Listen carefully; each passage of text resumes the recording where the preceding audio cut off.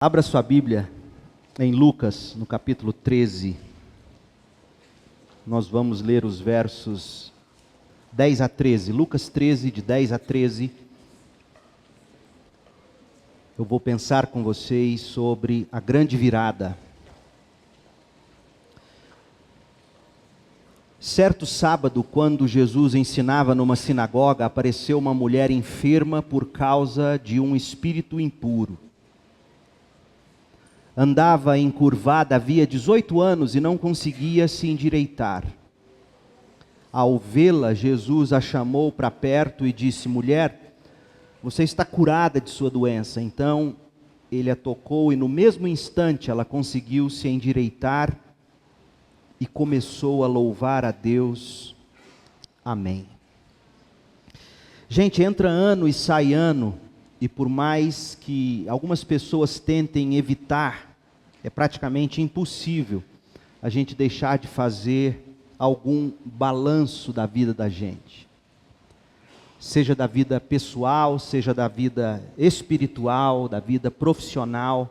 Todos nós reavaliamos numa ocasião como esta, e todos nós prospectamos, todos nós fazemos resoluções para o ano seguinte.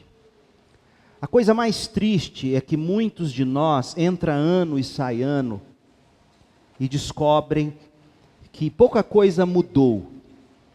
Aliás, existem casos em que, por negligência pessoal ou por motivos alheios à vontade da gente, por causa de uma negligência, por causa de consequências de atitude, por causa de consequências do pecado, existem casos em que a pessoa ou a vida da gente até piora. Mas ano novo sempre traz grande expectativa de mudança. As pessoas, de alguma forma, elas sempre creem que no ano novo vai acontecer a grande virada de suas vidas. O ano novo traz esse gostinho de que tudo será diferente no ano seguinte. Na vida espiritual, na vida profissional, pessoal, no casamento, com os filhos, sentimento, vida financeira. É curioso porque os brasileiros, especialmente, eles estão entre os mais otimistas do mundo. Existe uma pesquisa que foi feita que revela que o Brasil está em segundo lugar na lista dos países mais otimistas do mundo. Nós perdemos apenas para a Nigéria. 83% dos nigerianos são otimistas, 73% dos brasileiros e 73% dos vietnamitas também são otimistas. Depois vem os chineses, os ganeses, os argentinos. E se você olhar o grupo de países mais otimistas do mundo, você vai descobrir algo interessante. Não existe qualquer país desenvolvido no topo da lista dos mais otimistas. E aí eu fiquei pensando, será que quanto mais pobre, mais feliz? Parece que em alguns casos sim. A minha oração, o meu desejo é que em 2017, esse otimismo dos brasileiros realmente se traduza em grandes viradas. Se não para todos nós, pelo menos para a maioria. Só que tem um detalhe, mudanças como as que comumente a gente almeja, as grandes viradas na vida da gente, essas coisas não acontecem num passe de mágica. Mudanças requerem de nós algumas coisas. Primeiro, requer de nós a graça de Deus, iniciando em nós o desejo de mudança e colocando em nós a capacidade para provocar mudança. Então, mudanças, como Paulo diz, e eu leio para vocês em Filipenses 2, versos 12 e 13, requer dois ingredientes. Paulo diz assim: trabalhem com afinco a sua salvação, obedecendo a Deus com reverência e temor, pois Deus está agindo em vocês, dando-lhes o desejo e o poder de realizarem aquilo que é do agrado dele, disse Paulo. Paulo não poderia ter sido mais claro. Deus gera em nós desejos, Deus coloca em nós a capacidade de realização, mas nós precisamos trabalhar com afinco para a gente realizar aquilo que é do agrado dEle. O que cai do céu é a vontade e a condição de realizar. Mas não cai do céu se eu não trabalhar. Então, pensando nisso, eu quero olhar para esse encontro da mulher encurvada com Jesus em busca de lições práticas, lições preciosas, pois a gente quer que 2017 realmente seja o ano da virada na nossa igreja, na nossa vida, nas nossas famílias. E eu quero fazer 3 observações a partir deste texto. Eu quero observar com vocês as características de gente encurvada. Quero pensar com vocês sobre gente esforçada e também sobre gente exultada ou gente alegre. Gente encurvada. O texto nos diz que Jesus estava ensinando na sinagoga. Provavelmente tenha sido a última vez que ele tenha ensinado numa sinagoga. Pelo menos esse é o último registro de Jesus ensinando numa sinagoga antes de ele ir para a cruz. E algo surpreendente aconteceu, e é para esse fato surpreendente que Lucas, que escreveu o texto, quer que os nossos olhos se fixem. Olha o que diz o texto, Lucas 13:10. Certo sábado, quando Jesus ensinava numa sinagoga, eis aí uma mulher. Eu leio assim porque no verso 11, o verbo aparecer, ele não consta no original grego. Isso aqui foi um acréscimo para melhor compreensão. O que nós temos no original grego é exatamente como eu li, certo sábado, quando Jesus ensinava numa sinagoga, eis aí uma mulher. Eis aí uma mulher. Por que o texto bíblico coloca dessa maneira? É como se o autor, é como se Lucas quisesse dizer para nós o seguinte: note bem, preste bastante atenção, é um grifo do autor, é uma marca especial, é Lucas chamando a atenção para a gente.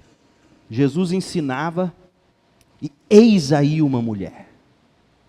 Os puritanos ingleses são mestres na interpretação bíblica, e eles nos dizem que quando essa expressão, e a expressão no inglês para eis aí é behold.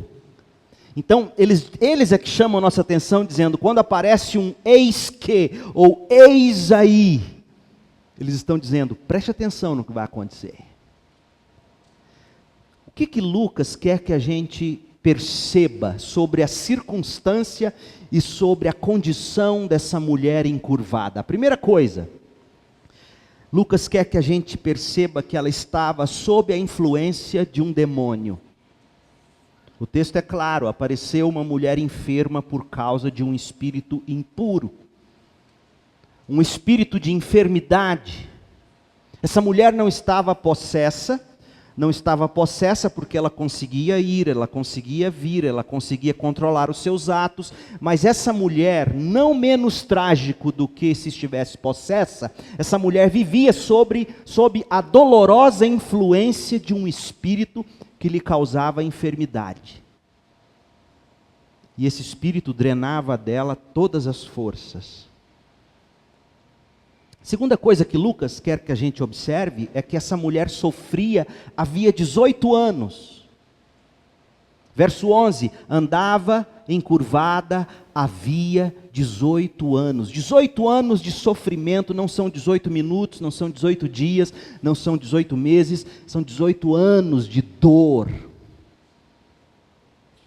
Outra coisa, Lucas quer que a gente perceba que essa mulher aprendeu a conviver com dores insuportáveis. Dores insuportáveis. Ela andava encurvada. Essa mulher padecia de uma enfermidade que, segundo autoridades médicas, aparentemente era a espondilites deformans ou espondilite degenerativa. Drauzio Varela diz assim, eu vou ler para vocês sobre o que Drauzio Varela fala dessa enfermidade, para você perceber o tipo de dor que essa mulher sofreu ao longo de 18 anos. Espondilite degenerativa ou anquilosante. Espondilite anquilosante. É uma doença inflamatória crônica, incurável por enquanto, que afeta as articulações do esqueleto axial, a espinha dorsal ali. Especialmente as da coluna, quadris, joelhos e ombros. Nos quadros mais graves podem ocorrer lesões nos olhos, coração, pulmões, intestinos e pele. Não se conhece a causa da doença que acomete mais os homens do que as mulheres, a partir do final da adolescência até os 40 anos. Não tratada, pode tornar-se incapacitante. Drauzio Varela continua. A manifestação inicial da espondilite é dor lombar que persiste por mais de 3 meses. Agora, ouça isso aqui que interessante. A dor abranda com o movimento e aumenta com o repouso. Ou seja, você deita para descansar, você senta para descansar, você deita para dormir, a dor aumenta. De alguma forma, você tem que estar em movimento para essa dor se abrandar. Ou seja, essa doença torna a pessoa uma alma desassossegada. Ele diz, essa dor pode irradiar-se para as pernas e estar associada a uma rigidez da coluna mais acentuada no começo do dia. Tais sintomas podem desaparecer espontaneamente, são intermitentes e recidivar depois de algum tempo. Outros sintomas são o comprometimento progressivo da mobilidade da coluna, que vai enrijecendo. A expansão dos pulmões, o aumento da curvatura da coluna na região dorsal. Com a evolução da doença, a tendência é a dor tornar-se mais intensa, especialmente à noite. Fecha aspas. Lucas quer que a gente perceba que essa mulher convivia com dores crescentes e insuportáveis. Outra coisa que Lucas quer que a gente perceba é que essa mulher já tinha tentado de tudo. O texto diz que ela andava encurvada, havia 18 anos, e não conseguia se endireitar. Ou seja, nos dá a ideia de que ela tentava e tentava. Tentava com a medicina disponível naqueles dias, tentava com a força de vontade, tinha esforço próprio, mas nada de mudança, nenhuma melhora. Só dor. E só piora. Agora também você não pode perder de vistas, nós não lemos, mas está lá no verso 15 e no verso 16, aí desse mesmo capítulo 13, essa mulher era uma mulher de fé. Jesus, quando defende essa mulher diante dos homens, ou quando ele dá a bronca nos fariseus, que repreendiam a ele porque ele tinha curado essa mulher no sábado, Jesus diz que ela era uma filha de Abraão, ela era uma mulher de fé. Dizer que alguém era filho de Abraão, era dizer que tal pessoa é de fé.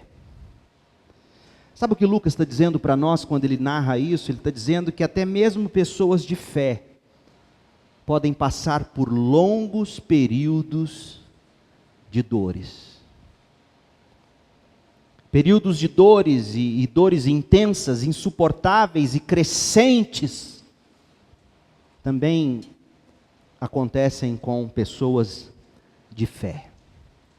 Mas outra coisa que Lucas quer que a gente perceba sobre essa mulher encurvada, é que essa mulher perdeu o sabor de muitas coisas boas na vida. Gente, a beleza e a dignidade do ser humano está no fato dele poder andar ereto, cabeça erguida. Ele contempla o sol, a lua, o céu, ele olha no rosto das pessoas, ele olha no olho das pessoas. Aliás, existe algo errado em quem não olha nos seus olhos. Mas essa mulher, ela não podia fazer nada disso. Ela, sem dúvida, tinha consciência das coisas boas da vida, de que havia anos ela estava privada. Gente assim como ela tende a se encolher, a se esconder. Gente assim tende a se encrudecer. E a mulher encurvada deve ter optado por viver longe dos olhos das pessoas. Sabe por que eu digo isso? Porque o texto nos diz que ela chegou na sinagoga enquanto Jesus estava ensinando. Ou seja, ela entra depois que o culto começou. E é provável que pretendesse sair antes do culto terminar, para que ninguém a perturbasse. Eu tenho para mim que, como muita gente que já perdeu o sabor de muitas coisas boas na vida, inclusive o sabor da boa comunhão, essa mulher vivia reclusa, remoendo dores, remoendo seus dilemas, remoendo suas desilusões. E assim como a mulher do texto de Lucas, pode ser que nós tenhamos gente aqui hoje à noite que esteja encurvada. Gente que esteja encurvada por causa de uma enfermidade. Gente que esteja encurvada por causa de um espírito maligno, como diz o texto. Gente que esteja encurvada por causa do pecado. O pecado encurva a gente. Leia comigo Salmo 38, a partir do verso 6. Olha o que Davi diz: estou encurvado e atormentado, entristecido, ando o dia todo de um lado para o outro, meu corpo arde em febre, minha saúde está arruinada, estou exausto e abatido, meus gemidos vêm de um coração angustiado. Gente, o pecado encurva a gente. Aquelas coisas que a gente sabe que faz de errado, que precisa confessar a Deus, que precisa mudar de caminho. E enquanto a gente não os confessa a Deus, como Davi um dia fez, sabe o que o pecado vai fazendo com a gente? Vai adoecendo a gente de dentro para fora. Vai encurvando a alma, o espírito, o olhar e até o corpo da gente. Pode ser que você esteja encurvado pelo pecado. Mas pode ser que você também esteja encurvado pela tristeza. Olha o que a tristeza faz, Salmo 42, versículos 4 a 6. Meu coração se enche de tristeza, pois me lembro de como eu andava com a multidão de adoradores à frente do cortejo que subia até a casa de Deus, cantando de alegria e dando graças em meio aos sons de uma grande festa. Por que você está abatida, ó minha alma? Eu vejo Davi dizendo aqui o seguinte: por que você está encurvado, ó minha alma? Por que você está tão triste? Espere em Deus, ainda voltarei a louvá-lo, meu Salvador e meu Deus. Agora estou profundamente encurvado, profundamente abatido. Pode ser que você esteja encurvado pela tristeza. Pode ser que você esteja encurvado pelo sofrimento. Olha o que diz o Salmo 44, a partir do verso 23. Desperta, Senhor, porque dormes, meu Deus, levanta-te, não nos rejeites para sempre, porque escondes o rosto de nós, porque te esqueces de nosso sofrimento e opressão. Desfalecemos no pó, caídos com o corpo no chão, levanta-te e ajuda-nos, resgata-nos por causa do teu amor. Gente encurvada por causa do sofrimento.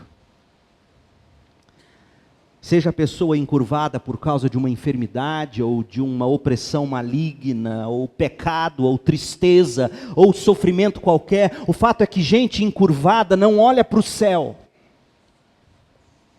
Gente encurvada só olha para o chão. Gente encurvada só olha para as coisas dessa vida. Gente encurvada só olha para os prazeres momentâneos. Gente encurvada só olha para o que é passageiro. Gente encurvada só olha para si mesma. Gente encurvada só olha para o próprio umbigo, para os seus próprios pés. Gente encurvada é gente atada em si mesma. É gente que remói feridas. Dói muito viver assim. Mas pessoas assim não olham para cima. Algumas delas não olham para cima porque não querem olhar para cima. Por isso que Jesus, quando foi curar alguém, certa vez perguntou à pessoa: o que queres que eu te faça? Parece estranho Jesus perguntar isso a um cego, mas o fato é que tem muita gente encurvada, tem muita gente cega, tem muita gente enferma, que simplesmente se recusa a querer olhar para cima. É curioso, mas tem gente que aprendeu a encontrar prazer na dor. Tem gente que aprendeu a encontrar prazer curvadas, olhando para baixo. Mas outras pessoas não olham para cima porque não conseguem mais. Agora, não se esqueça de que gente encurvada, dói tanto viver encurvado, que gente encurvada não consegue mais se aquietar. A alma vive em movimento. Porque quando para, sente dor. Gente assim, quando se aposenta, morre. Gente assim, quando tem feriado, não deixa ninguém descansar. Já viu? Acorda cedo, chuta sua cama, grita com você, acorda. Gente que tem dor na alma não consegue aquietar. Caso você esteja cansado de viver encurvado por tanto tempo, com tantas dores, sem esperança, hoje à noite eu estou aqui para te dizer, nesses últimos instantes de 2016, olhe para o Senhor. Como fazer isso? Aí a gente começa a aprender agora com gente esforçada. Gente, mudanças e grandes viradas, elas não acontecem num passe de mágica. Não basta você ter pensamento positivo, não basta você fazer uma simpatia, não basta você usar uma determinada cor na virada do ano, não basta você fazer declarações proféticas, não basta você fazer boas resoluções de fim de ano. A gente precisa da graça de Deus e a gente precisa da determinação para buscar a mudança. Olha o que diz Hebreus capítulo 6, a partir do verso 11. Nosso desejo é que vocês continuem a mostrar essa mesma dedicação até o fim. Tenham a mesma dedicação até o fim, para que tenham plena certeza da esperança. Sabe como é que a esperança começa a surgir no coração da gente? Esperança é fruto de perseverança, não se esqueça disso. Tem gente que quer ter esperança, que quer sentir para poder fazer, e vem Deus e diz: olha, em muitos casos, você só vai ter certeza da sua esperança se você continuar mostrando essa mesma dedicação até o fim. Verso 12, assim não se tornarão displicentes, mas seguirão o exemplo daqueles que por causa de sua fé e perseverança. Outras traduções colocam perseverança como paciência. É interessante que perseverança na Bíblia é sinônimo de paciência. Gente que não tem paciência é gente que não é perseverante. Longanimidade. Por causa da fé e da perseverança é que elas herdarão as promessas. Se você deseja que 2017 seja o ano da grande virada na sua vida, você precisa aprender com algumas marcas dessa mulher encurvada que se tornou mulher esforçada. Primeira coisa, não deixe a esperança acabar.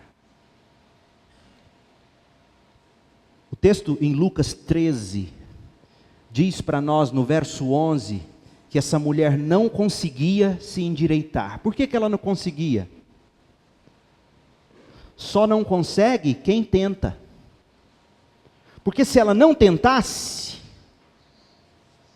mas ela estava tentando e ela não conseguia se endireitar. Isso aqui mostra para nós que foi uma mulher que, apesar da dor, ainda havia no coração dela uma faísca de esperança. Ela chegava atrasada e saía mais cedo, mas ela ainda assim ia à igreja. Era uma mulher que não deixou de esperar, não deixou a esperança morrer. Em segundo lugar, não perca a fé pelo seu caminho. O texto nos diz que essa mulher era uma filha de Abraão, Lucas 13:16. Era uma mulher de fé.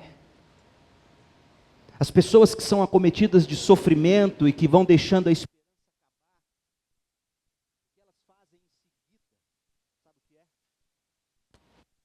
morreu, mas ressuscitou. O que essas pessoas fazem em seguida é perder a fé pelo caminho. Elas começam a dizer: olha, não me valeu de nada até aqui, pelo contrário, essa fé me tornou infeliz, porque olha o meu estado. Mas essa mulher não perdeu a fé pelo caminho. Em terceiro lugar, não abandone a comunhão da igreja. Essa mulher foi à igreja. A mulher tinha todos os motivos do mundo para não ir à igreja. Ela sentia dor, ela tinha vergonha, tristeza, raiva. Com certeza ela curtia raiva no coração de estar naquele estado e ver gente muito pior do que ela, ereto, andando, feliz, sorridente. Apesar das necessidades especiais, nada. Essa mulher foi à igreja, ela não abandonou a comunhão. Outra coisa interessante é que ela buscou nada menos do que os nutrientes da palavra de Deus. O texto diz que ela entrou na sinagoga enquanto Jesus estava ensinando. Ela podia muito bem ter esperado Jesus terminar de pregar. Se essa mulher quisesse só um milagre, ela não precisaria ter assistido o culto na sinagoga, ela teria ficado na porta e ao Jesus sair teria dito: me cura. Ouvi dizer que o Senhor cura. Mas não, ela vai para o ensino, ela quer ouvir o que o Senhor quer falar. É curioso, porque sabe o que Jesus acabou de dizer? Qual foi o último ensino dele, antes dele entrar na sinagoga e curar essa mulher? Se você ler Lucas 13, de 6 a 9, você vai descobrir que Jesus estava falando da figueira que não dá fruto. É como se essa mulher estivesse nos ensinando o seguinte: eu quero aprender a dar fruto mesmo em meio à minha dor. Como eu posso frutificar? O contexto da cura dessa mulher não é um contexto de milagres. Se você ler o texto em Lucas 13, antes e depois desse milagre, você vai descobrir que esse milagre acontece no meio de vários ensinos e parábolas de Jesus. Ou seja, essa mulher não é uma pessoa atrás de milagres. É uma mulher atrás da palavra. E ao encontrar a palavra encarnada, ela se viu curada. Então, gente esforçada é gente que não deixa a esperança acabar, não perde a fé pelo caminho, não abandona a comunhão da igreja, não busca menos do que os nutrientes da palavra de Deus. Mas em quinto lugar, gente esforçada não adia a decisão que tem que tomar quando ouve a voz de Deus. O texto nos diz, no verso 13, que Jesus tocou a mulher, e no mesmo instante, eu gosto da forma como Lucas coloca, lembre-se, Lucas era médico, e no mesmo instante, ela foi curada e começou a louvar a Deus. É isso que diz o texto? Não. No mesmo instante, ela conseguiu se endireitar. Ou seja, mediante o que Jesus disse a ela, mediante o toque de Jesus, essa mulher tentou e conseguiu se endireitar. Ela ouviu a voz, ela sentiu o toque e ela então reagiu. Ela não ficou ali parada, pacífica. Ela toma decisão, ela não endurece o coração, ela vê o milagre acontecer na medida em que ela exercita a fé.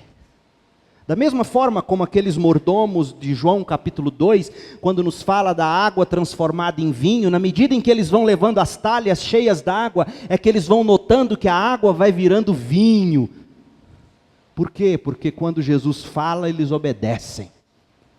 E quem não endurece o coração e se põe a trabalhar mediante a voz de Deus, quem tenta se endireitar quando recebe o toque de Deus, vê o milagre acontecer. Só que se você, ao ouvir a voz de Deus, ao sentir o toque de Deus, se você continuar na inércia, se você endurecer seu coração, poderá ser tarde demais. E a última coisa que a gente aprende é que ela não deixou de celebrar a grande virada proporcionada por Deus. O texto diz no verso 13, que depois que ela conseguiu se endireitar, ela começou a louvar a Deus. A alegria dela só se completou quando ela conseguiu expressar seu louvor. Então, gente encurvada, que se esforça com a graça de Deus, é gente que se torna gente exultada, gente alegre. Eu disse para vocês que queria pensar sobre a grande virada. O que foi a grande virada na vida dessa mulher? Você poderia dizer, foi a cura. Não, não foi a cura. A cura foi apenas o resultado óbvio, visível, palpável. Mas a grande virada na vida dessa mulher é muito antes da cura em si. O que essa mulher exultada, o que ela experimentou que causou nela tanta alegria? Primeiro, a grande virada é quando Deus nos olha com graça e favor. Lembre-se disso, a grande virada é quando Deus nos olha com graça e favor. O verso 12 diz que Jesus, ao vê-la, chamou ela para perto e disse. Gente, de todos que estavam ali para Jesus ver, de todos os homens e mulheres que estavam diante dos olhos dele, foi ela que ele viu. Foi ela que ele viu. E eu duvido muito, porque você tem como distorcer esse texto e colocar todo o crédito na mulher. Você poderia dizer assim, e tem muita gente que faria isso. Você poderia dizer, está vendo? O esforço dela, a hora que ela entrou na sinagoga. Você acha que dentro daquela sinagoga só tinha ela precisando? A ênfase de Lucas está no olhar de Jesus para ela. A graça de Deus a viu. Foi Deus quem iniciou esse processo. Quando Deus nos olha com graça e favor, começa a grande virada na vida da gente. Então o que você precisa em 2017, o que você precisa na sua vida hoje e sempre, sabe o que é? É do olhar gracioso e favoroso de Deus. Porque a saúde dela, com certeza, um dia, tornou-se ruim de novo. Essa mulher não está viva até hoje, ela morreu. Mas o olhar de Deus permaneceu sobre ela. Nos bons e nos maus momentos. A grande virada acontece quando Deus nos olha com graça e favor. Em segundo lugar, a grande virada acontece quando Deus nos fala com força e poder. Ao vê-la, Jesus a chamou para perto de si. Mulher, você está curada de sua doença. É interessante que Jesus não deu palavra de ordem para o demônio. Até porque essa era uma doença causada por espírito maligno. Eis aqui uma grande lição para esse ministério dito de libertação. Ele disse, olha, está resolvido o problema. A palavra de Jesus é que cura. Essa palavra que tem força e que tem poder, a grande virada se dá quando o olhar de Deus nos atinge, nos comove, e quando a palavra proferida por Ele penetra, quando você ouve, quando você lê, quando você recebe a palavra de Deus, aquilo produz em você algo e você age com fé. Em terceiro lugar, a grande virada acontece quando Deus toca com cuidado e amor. O texto diz que então Jesus a tocou e no mesmo instante ela conseguiu se endireitar.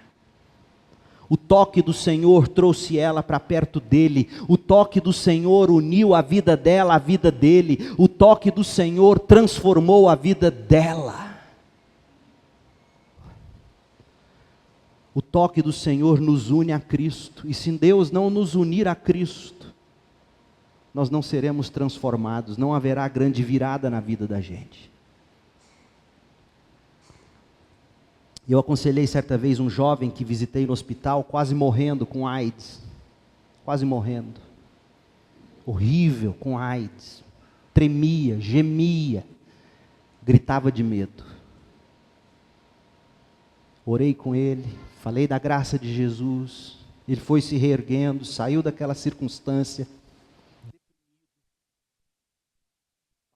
Deprimido, e aí o médico passou para ele um antidepressivo. Ele começou a se sentir melhor, começou a se sentir forte, sumiu. Quando eu o encontrei, ele havia se entregue de volta aos pecados que o levaram à AIDS. E aí, ele volta para a igreja e deprimido, e mal, e arrebentado, e eu falei, você precisa procurar seu médico, você tem que começar a tomar seu antidepressivo de novo. Ele falou, não vou tomar não, pastor. Porque quando eu estava me sentindo bem, eu me afastei de Deus. Tem gente que pensa que grande virada na vida é você se ver livre de sintomas, e não é. Às vezes um bom sintoma na sua vida vai roubar você de Deus. Se você tiver uma grande virada no seu emprego, no seu trabalho, você pode perder a graça de Deus, você pode abandonar Deus. 2017 pode ser um ano de grande prosperidade financeira para você, e você ter seu coração longe de Deus. A grande virada não física e materialmente. A grande virada consiste no fato de que a graça dele olha para nós com favor. A palavra dele nos penetra com força e poder. E o toque dele é fruto do seu cuidado e do seu amor. Então eu quero fazer 3 aplicações para você orar. Primeiro, ore a Deus agora e suplique pelo olhar gracioso de Deus na sua vida. Tudo o que você precisa no ano novo e para o resto de sua vida é da graça de Deus sobre você. O mesmo olhar que alcançou aquela mulher, no meio da multidão, esse olhar tem que alcançar você. Senhor, peça, coloque o teu olho de graça sobre a minha vida. Segundo lugar, leia a Bíblia esse ano. No boletim que você recebeu, você já tem o plano de leitura para o ano que vem. Começa amanhã, começa daqui a pouco. Leia a Bíblia e deixa essa voz poderosa de Deus penetrar você.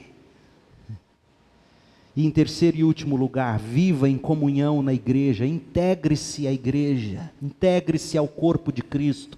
Deixe Deus tocar você através dos seus irmãos. É disso que você e eu precisamos. A sua grande virada está em Jesus Cristo. Clame por Ele hoje.